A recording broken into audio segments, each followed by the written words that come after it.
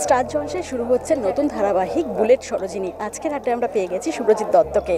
কেমন আছো? নতুন ধারাবাহিক, নতুন ভাবে পথ চলা শুরু। শুভ নববর্ষ তোকে, মানে তোমাকে আমার তরফ থেকে শুভেচ্ছা জানাই। আর নতুন ধারাবাহিক শুরু হচ্ছে এবং নতুন কাজ শুরু হওয়ার সময় তো জানোই আর কি, একটা আলাদা উত্তেজনা কাজ করে, একটা চিন্তাও থাকে যে আমি যে দায়িত্বটা আমাকে দেওয়া হয়েছে, রূপাদিরা যে দায়িত্ব দিয়েছে, স্বর্ণরা স্টার জলসা যে দায়িত্ব দিয়েছে, সেটা যাতে বিশ্বাসযোগ্যভাবে পালন করতে পারি দায়িত্বটা, সেইটা অভিনেতা হিসেবে আমার কর্তব্য। এবং সেটার জন্য একটু চিন্তাভাবনা তো করতেই হয়। আমার চরিত্রটা এখানে সুমন, লেখক। তো প্রত্যেকবার শুভ্রজিৎ দত্তকে তো পাল্টাতে হয় বিভিন্ন চরিত্রে। আমি খুব মজা পাই। তো যেগুলো হওয়ার ইচ্ছে ছিল ছোটোবেলা থেকে, একটা স্বাদ ছিল আর কি যে লেখক হব, একটা স্বাদ ছিল শিক্ষক হব, একটা স্বাদ ছিল অভিনেতা হব। তো ওই আর কি, ভাগ্য কোথায় টেনে এনেছে সেটা তো সবাই দেখতে পাচ্ছেন।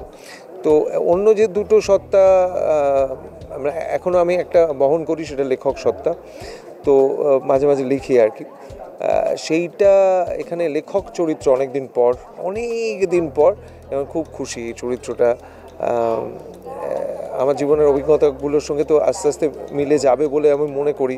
যে এই চরিত্রটার আন্দাজে তার গতিপথ আলাদা হবে হয়তো, কিন্তু লিখতে গেলে যে ব্যাপারটা হয় মনের মধ্যে, সেইগুলো আশা করি প্রকাশ করতে পারবে এবং দর্শকদের কাছে বিশ্বাসযোগ্য হবে সেটা, এবং দর্শকরা ভালোবাসবেন।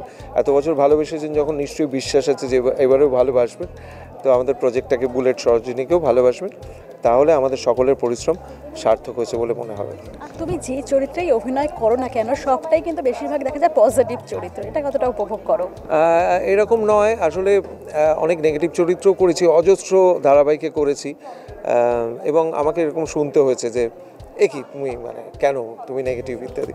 তো মানুষজন এখনও ভাবেন, সেটা আমার কাছে ভালো লাগারই একটা জায়গা, যে খারাপ সেই অর্থে যেটা গ্রে শেড, সেই চরিত্রগুলো থেকে তারা অনেক সময় বলেন যে এই যে চরিত্র, এরা ভালো মানুষ, ভালো ছেলে, এটা অনেকে পছন্দ করেন। আবার অনেকে আমার নেগেটিভ শেডের চরিত্র পছন্দ করেন। আমি কিন্তু ব্যক্তিগতভাবে আমি বলছি, নেগেটিভ চরিত্র অভিনয় করতে ভালোবাসি, এবং কমেডি তার মধ্যে যদি থাকে তাহলে তো মানে আমি আর কিছু চাই না আর কি। স্বর্ণেন্দুদা, দিয়া, অর্ণব, ওদের সাথে কাজ করে কেমন লাগছে? স্বর্ণর সঙ্গে আমার অনেক দিনের আগের সম্পর্ক, এবং আমি ডিরেক্টর অবস্থায় কাজ করেছি, যখন অ্যাসিস্ট্যান্ট ছিল রবি ওঝাকে অ্যাসিস্ট করতো, তখন থেকে পরিচয়। ফলে ভাইবটা আমার জানা সুবিধা হয়। অ্যাক্টরদের, ডিরেক্টরের মুখ খুললে যেটা চাইছে সেটা যদি বুঝতে পারি একজন অভিনেতা, তার খুব সুবিধা হয়। সেই সুবিধাটা এখানে পাবো। রূপাদির সঙ্গে অনেক পুরনো অ্যাসোসিয়েশন, অনেক অন্যান্য চ্যানেলের থ্রু দিয়ে, তো দিদির মতোই। তো এই পরিবেশটা, আমি প্রথম ওদের হাউসে কাজ করছি, ওদের সঙ্গে নয়, কিন্তু ওদের সঙ্গে নয় মানে ওদের সঙ্গে আগে কাজ করছি, কিন্তু ওদের হাউস হওয়ার পর প্রথম ওদের সঙ্গে কাজ করছি। সেটা একটা আমার ভালো লাগার জায়গা। স্টার জলসায় মাঝখানে 1 বছর মতো আর কি গ্যাপ ছিল, আবার ফিরে এসেছি স্টার জলসায়।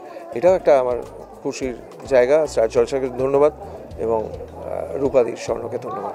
একদম নারী কেন্দ্রিক একটা ধারাবাহিক, এবং সেখানে দেখা যাচ্ছে বুলেট একটা মানে অন্য বার্তা নিয়ে আসে, বুলেটের মতন। তো মানে কি বলবি কনসেপ্টটা নিয়ে, যখন শুনেছিলে কি মনে হচ্ছিল?